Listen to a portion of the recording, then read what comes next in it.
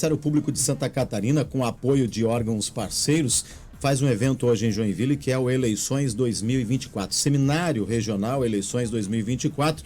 A gente está recebendo o promotor de justiça, Dr. Pedro Decomain, e o advogado e professor da Escola de Magistratura, Dr. Mauro Presoto, para falar sobre esse assunto. Doutor, obrigado. Inicialmente, Dr. Pedro, bom dia, bem-vindo à Jovem Pan, obrigado pela sua presença. Bom dia, obrigado pela oportunidade. Dr. Mauro, bem-vindo, obrigado também, da mesma forma. Bom dia, muito obrigado. Doutor Pedro, começar conversando com o senhor, né, que está hoje presidindo, inclusive, o Núcleo de Apoio Eleitoral do MP. O que é esse seminário, né, que Joinville cedia a partir de hoje? O seminário tem participação de diferentes atores e vai abordar vários assuntos de interesse de todos aqueles que têm algo a dizer e algo a fazer no processo eleitoral. Então vai envolver propaganda eleitoral, registro de candidatura, financiamento de campanha, despesas de campanha, prestação de contas. Praticamente todo o processo eleitoral, desde o início com o registro de candidaturas até o final com a prestação de contas.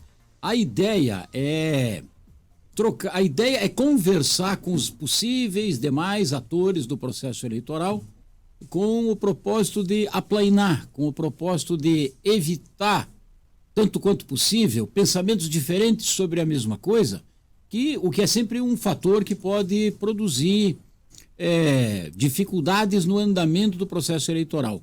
É isso que se tenta evitar. Levar a informação, ouvir as dúvidas e tentar sanar as dúvidas. Certo. E na visão do Ministério Público, qual é a orientação aos partidos para que haja uma atenção às regras para evitar esses problemas posteriores, por exemplo? Você resumiu tudo, atenção às regras e observância das regras. Mas quando alguém faz uma regra escrita, quando o Congresso faz uma regra escrita, alguém tem que interpretar aquilo ali. Qualquer coisa escrita tem que ser interpretada. E aí podem surgir dissonâncias, podem surgir diferenças. Um dos que são destinatários, que tem que cumprir aquilo, interpreta de uma maneira, outro interpreta de uma maneira eventualmente um pouco diferente. E até que então se estabeleça um lugar comum nesse entendimento do que, afinal de contas, significa o que está escrito ali na lei, pode levar algum tempo e isso gera algum debate. É saudável, porque se o debate existe é porque ninguém está impondo nada. Mas existe sempre essa possibilidade do debate. Mas atenção àquelas regras que já estão com o conteúdo definido é importante exatamente para evitar transtornos, inclusive dos partidos e dos candidatos durante o processo eleitoral. Doutor Mauro, como falou o doutor Pedro, o processo ele já é conhecido do candidato, do pré-candidato, até mesmo dos partidos, mas naturalmente a cada pleito eleitoral a gente deve ter inúmeras dúvidas, né? O que o senhor percebe a cada pleito eleitoral em relação ao comportamento de candidatos e partidos também? Há dúvidas que são naturais ou em algum momento há quem age até de má fé, querendo aproveitar alguma brecha para ter vantagem durante uma corrida eleitoral, hein, doutor? Bom, normalmente surge, sim, algumas dúvidas, naturalmente, até pela adequação da legislação, né? Embora nós não tivemos no ano passado nenhuma alteração legislativa do ponto de vista do Congresso Nacional, mas nós tivemos uma adequação da legislação pelo próprio Tribunal Superior Eleitoral, que tem essa prerrogativa de editar as resoluções para regulamentar o processo eleitoral. E então, algumas normas novas ou adequações foram inseridas nessas resoluções e isso acaba demandando, sim, um estudo mais aprofundado, uma análise mais adequada dessas novas regras. Nós temos aqui, por exemplo, regras relacionadas ao uso da inteligência artificial, das mídias digitais, enfim, que são, digamos assim, instrumentos novos aqui na campanha eleitoral. As demais regras já são, digamos, conhecidas de todos, mas nem todos participaram de pleitos eleitorais anteriores. Então, por ser a primeira vez, está se deparando com uma situação, digamos assim, nova. Então, naturalmente, surgem dúvidas em relação à aplicação ou qual é o entendimento em relação a essas regras especificamente. Agora, efetivamente, sempre tem, né? Aquele que tenta, digamos assim, antecipar o processo eleitoral quando ele não pode ser antecipado, em termos de campanha eleitoral, de manifestação, e aí, digamos assim, largar da frente, né? Se tornar mais conhecido do eleitor, ainda que isso seja possível, mas há todo um regramento que deve ser observado, que deve ser seguido. Então é natural que surjam dúvidas, que as pessoas não lidam com isso, isso não faz parte da vida deles todos os dias, então tem dúvidas realmente sobre o entendimento, como disse o doutor Pedro, o que se deve entender por aquela norma, por aquela regra. Até mesmo em relação àqueles que já eventualmente disputaram pleitos eleitorais anteriores, mas sempre surge alguma dúvida dos limites, né, das manifestações, do que é permitido, do que não é permitido, seja nesse período de pré-campanha que nós estamos vivendo agora, seja no período da campanha eleitoral. Na questão das penalidades, né? As penalidades previstas, por exemplo, para candidatos e partidos que descumprirem aquelas normas relacionadas a financiamento de campanha, a propaganda eleitoral, condutas, né, vedadas, e também a questão de registro de candidaturas nas eleições desse ano. Bem, a legislação ela traz, né? Como ela traz um regramento, ela também traz as consequências, né, pelo não cumprimento desses regramentos. Por exemplo, a título de registro de candidatura, nós temos uma previsão de cumprimento das chamadas cotas de gênero. O que pode acontecer quando um partido registra candidatos e não atendendo a cota de gênero? Por exemplo, o registro tende a ser indeferido, já que não cumpriu a regra. Mas, no mais das vezes, a gente acaba verificando que o partido apresenta o número de candidaturas de acordo com o que a legislação estabelece, cumprindo exatamente lá os 30% e 70%, que é o mínimo e máximo. Mas ao final do processo se descobre que uma candidata, por exemplo, não era efetivamente uma candidata de verdade, aquilo que se convencionou de candidatura laranja, que é o termo comum, mas efetivamente é uma espécie de fraude, né, digamos assim, a tal da cota de gênero. E aí isso leva como consequência, e tem levado, embora tenhamos um novo debate sobre isso, sobre o alcance dessas decisões, temos até uma súmula do TSE, mas invariavelmente acaba levando para a anulação desse documento, que é o documento inicial que os partidos devem entregar à Justiça Eleitoral, que demonstra que ele cumpriu esta regra. Então, ao final do processo, se descobre que uma candidata não teve votos, não fez campanha, não teve gastos, e aí, portanto, obviamente, nós temos uma fraude, e essa fraude leva como consequência a anulação dos votos obtidos, e aí vimos alguns casos em que o partido perdeu todas as cadeiras, né? Do ponto de vista da propaganda eleitoral propriamente dita.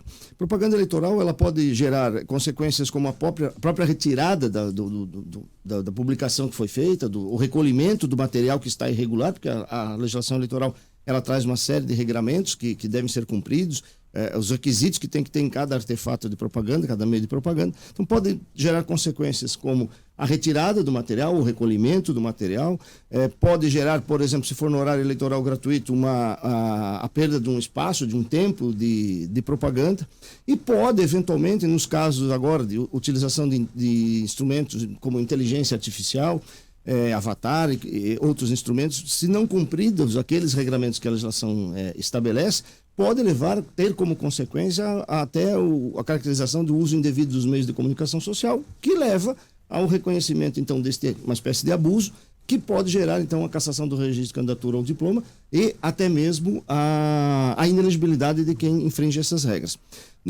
Do ponto de vista do financiamento de campanha, a não observância das regras, tem os limites de arrecadação de recursos, tem as regras referentes à realização de gastos, o que pode gastar, quando pode gastar.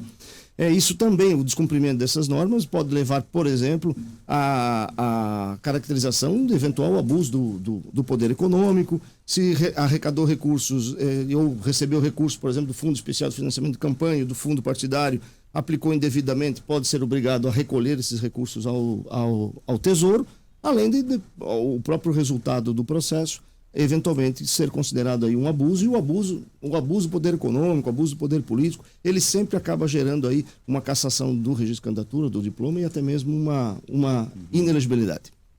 Doutor Pedro, a Operação Mensageiro ainda está muito fresca, né, na nossa memória e principalmente na cabeça do político também. E por ser ano eleitoral, é natural que esse tema faça parte, né, dessa corrida, até mesmo da disputa. Isso foi um trabalho incansável, impecável do Ministério Público em todo o estado, levando à prisão 18 prefeitos.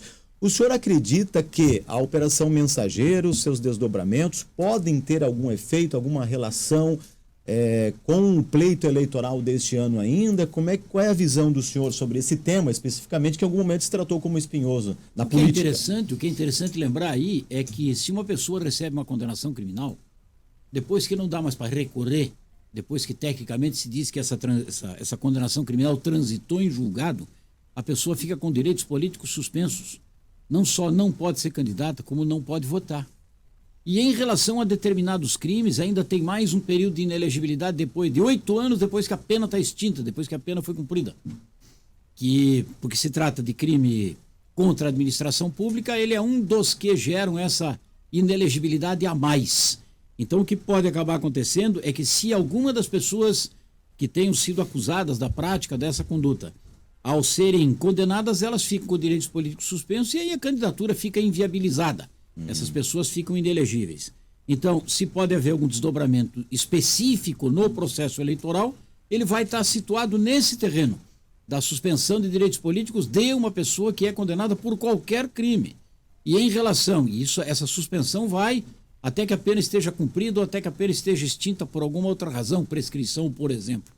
E em relação a alguns crimes contra a administração pública, como corrupção passiva é um deles, corrupção passiva, para simplificar a vida do ouvinte, é receber propina. Esse é um dos crimes que geram a inelegibilidade, que vai por mais 8 anos depois que terminou de cumprir a pena. Então, a consequência de se envolver numa conduta como essa, se a pessoa é condenada, é bem grande, porque ela fica um longo período afastada de qualquer possibilidade de candidatura por conta dessa inelegibilidade. O senhor acredita que os desdobramentos, os bons resultados da Operação Mensageiro podem inibir um candidato que eventualmente está na disputa por um cargo eletivo e já tem esse pensamento de corrupção, de possibilidade de vantagem indevida? Isso ajuda nesse contexto, doutor? É o que se espera. Sempre o que se espera da informação que se obtém sobre a prática de um crime, da eventual condenação da pessoa que praticou o crime, é que isso também sirva, e não é só em relação a esses crimes, é em relação a qualquer um. Também se espera que isso sirva para inibir as pessoas. É claro, aquele que tem a propensão a ser corrupto, ele provavelmente não tem o receio de ser descoberto. Se ele tem o receio de ser descoberto, ele tem o cuidado de tentar encobrir a sua conduta criminosa. Então, a possibilidade ou a condenação de alguém não vai, com certeza, inibir todas as pessoas. Mas a condenação, mesmo que ela não iniba outros, ela também tem um propósito, que é o de reafirmar para a coletividade inteira e da coletividade reafirmar para as pessoas que pretendam agir de maneira corrupta que a coletividade não gosta disso. Que isso não é do interesse, não é do agrado da coletividade e deve e vai sofrer consequências. Como os senhores bem comentaram, né, dentro das eleições, assim como também no pós, sempre tem as leis e tem as diretrizes a seguirem. E, infelizmente, lá uma vez ou outra dentro das eleições, a gente acaba, né, enfim, sabendo de casos que, por exemplo, infelizmente alguém tentou burlar a lei. Na visão dos senhores, como é que está essa questão da preocupação, por exemplo, das lideranças partidárias em terem, né, um processo mais disciplinado do ponto de vista do cumprimento das regras eleitorais? Bem, o que a gente tem notado, a exemplo deste trabalho que o Ministério Público vem desenvolvendo e desses eventos, desses seminários que hoje acontecem aqui em Joinville, os próprios partidos têm realizado também os seus eventos, têm reunido os seus filiados, não só para discutir o processo eleitoral, mas também para esclarecer sobre as regras. Então, o que a gente vem notando, pelo menos num aspecto mais geral, é efetivamente uma preocupação de esclarecer os seus pré-candidatos, os seus filiados, acerca dos limites, né, do processo eleitoral, das regras do processo eleitoral, para que eventual descumprimento das regras não traga efetivamente uma consequência, como comentei antes, o eventual inobservância da regra lá das cotas de gênero, né, tanto do gênero feminino quanto masculino, ele pode acabar com a perda de todas as vagas no Poder Legislativo. Então, os partidos, me parece que os partidos, de uma maneira geral, pelo menos aqui no estado de Santa Catarina a gente tem observado isso, os partidos estão sim mais preocupados com essa situação. Tanto é verdade que tem realizado, aí a gente tem verificado a realização de vários eventos dessa natureza, encontros, justamente para esclarecer os candidatos. Então, esperamos que essa participação e essa preocupação dos partidos políticos com o processo eleitoral, com as regras, com a rigidez do próximo processo eleitoral, nos traga efetivamente um bom resultado e que dê a oportunidade do eleitor de escolher o candidato ou a candidata que melhor lhe represente segundo a sua própria visão. Para a gente finalizar, quero fazer aqui 2 perguntas em uma. A primeira para o doutor Mauro e a segunda pergunta para o doutor Pedro. Doutor Mauro, pegar um fato bem recente né, para exemplificar, traduzir um pouco para o ouvinte aqui. Eu recebi, por exemplo, no meu WhatsApp, no final de semana, um vídeo de um pré-candidato e dizer o seguinte: olha, eu sou pré-candidato a vereador aqui em Joinville e vou começar a circular agora, ouvir as opiniões e tudo mais. Isso é permitido agora? Veja, no período da pré-campanha nós temos um regramento mais específico que de certa forma dá uma ampla liberdade aos pré-candidatos, até mesmo aos partidos políticos, de exporem as suas ideias, falarem sobre projetos, discutirem os problemas das cidades. São manifestações lícitas que a legislação efetivamente permite. O que a legislação não permite é o pedido de voto, ainda que seja um pedido às vezes disfarçado, né? A pessoa pede o voto, se me der a oportunidade de ser prefeito, é um pedido de voto. E na pré-campanha você não pode nem pedir voto, seja de forma direta ou indireta, e também não pode dizer que é candidato. Nós estamos vivendo uma fase de pré-candidatura. Nós teremos candidatos só depois lá do registro de candidatura e lá a partir do dia 16 de agosto, quando começa efetivamente a campanha eleitoral. As manifestações, seja nas redes sociais, Instagram, WhatsApp, Facebook, outros, TikTok, assim como as manifestações também por meio de outros canais de comunicação, como é o WhatsApp e o Telegram, no período eleitoral ele é permitido desde que o destinatário da mensagem concorde em receber esse tipo de informação. Essa mesma regra, ela também vale para o período da pré-campanha. Eu preciso ter a autorização do destinatário para eu poder enviar efetivamente mensagens de cunho político-eleitoral, ainda que seja uma mensagem sem caracterizar propaganda eleitoral antecipada. Essa regra, ela vale tanto para a campanha eleitoral, para a fase de campanha eleitoral, quanto vale para a fase de pré-campanha. Então, os contatos, a minha rede de contatos que eu tenho, se eu sou pré-candidato, a primeira atitude que eu tenho que ter é comunicar o destinatário e perguntar a ele se ele aceita receber as mensagens que eu vou enviar agora no período de pré-campanha, mesmo ele faz depois na campanha eleitoral. Se houver aquiescência, ele pode continuar mandando até que o eleitor diga, não quero mais receber. Então, como regra geral, nós temos vários meios de manifestação no período da campanha eleitoral que são proibidos e que também, portanto, são proibidos no período da pré-campanha. Isso é muito importante, os pré-candidatos terem a noção e a ciência em relação a isso. Você é pré-candidato, você detém dados, por exemplo, de vários eleitores, você sabe as preferências do eleitor sobre diversos temas. Você pode fazer uso desses dados? Pode, de novo, desde que o eleitor autorize. Então tem que ter autorização do eleitor para esse tipo de manifestação. Doutor Pedro, por falar em eleitor, e aí para finalizar com o senhor é o seguinte: qual é o papel, qual é a importância da participação do eleitor num pleito eleitoral como esse que a gente tem, né? Como o doutor Mauro falou, a questão de possibilidade de inteligência artificial, a questão, enfim, né? São uma infinidade de situações que envolvem, né? O candidato, o pré-candidato e também o eleitor. Agora, qual é o papel de quem vai escolher seus representantes, hein? Olha, o eleitor é o protagonista principal de uma eleição, mas o eleitor também é o destinatário da propaganda eleitoral. Propaganda eleitoral serve para duas coisas: serve para mostrar que alguém é candidato e serve para tentar convencer o eleitor a votar naquela pessoa. Mas, além do eleitor ser o destinatário da propaganda e ser o protagonista principal, porque o voto dele é que é buscado, e o voto dele é que vai definir quem está eleito e, portanto, quem vai ser gestor, quem vai integrar poder legislativo, quem vai integrar poder executivo pelos próximos 4 anos, ele também tem a possibilidade de noticiar alguma coisa que tenha chegado ao conhecimento dele e que pareça ser uma irregularidade. Pode ser ou não. E como é que o eleitor pode fazer? A quem é que o eleitor vai se dirigir para noticiar essa irregularidade? Tem vários caminhos possíveis. Um deles é a própria promotoria eleitoral. Cada zona eleitoral tem um promotor eleitoral. A lista dos promotores eleitorais está disponível na internet, com os endereços e com os endereços também de correio eletrônico. Isso é um primeiro caminho. Eventualmente, o eleitor tem receio de se identificar na hora de apresentar uma notícia de uma irregularidade.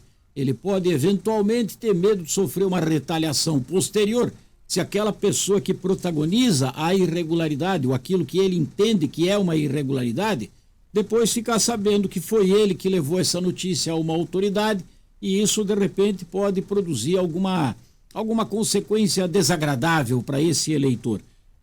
Um caminho para fazer essa notícia ao Ministério Público também é a ouvidoria do Ministério Público. Na página do Ministério Público na internet, no caso do Ministério Público de Santa Catarina, mpsc.mp.br. Tem um espaço para acesso à ouvidoria. A ouvidoria também tem um e-mail, que é ouvidoria@mpsc.mp.br. Na página é possível entrar em contato com a ouvidoria, comunicar alguma coisa à ouvidoria pedindo para não ser identificado. A ouvidoria vai preservar a identidade da pessoa, vai comunicar a irregularidade para o promotor eleitoral que tenha, naquele caso, a atribuição para cuidar do assunto. Mas a ouvidoria não vai comunicar o nome da pessoa nem para o promotor, a não ser que o promotor entenda que pode ser conveniente, por exemplo, conversar com essa pessoa reservadamente. Aí, então, a ouvidoria vai dizer quem é que levou essa comunicação para lá. Do contrário, isso não é divulgado para ninguém. O protagonismo do eleitor, então, ele vai além de ser a pessoa destinatária da propaganda e a pessoa que vai votar. Ele também é um fiscal do cumprimento das regras da legislação eleitoral. Doutor Pedro e doutor Mauro, é um prazer tê-lo conosco aqui na programação da Jovem Pan, né? São sempre bem-vindos. Um bom trabalho e um bom evento para vocês. Obrigado. A gente é que agradece. Obrigado, doutor. Mas olha, só para reforçar, né? Os seminários regionais, eleições 2024, acontecem hoje e amanhã, né? 28 e 29, das 9 da manhã ao meio-dia, das 2 da tarde às 6 da tarde, aqui em Joinville, na Unisociesc, e em Mafra, na Ampla Norte, Associação dos Municípios do Planalto Norte.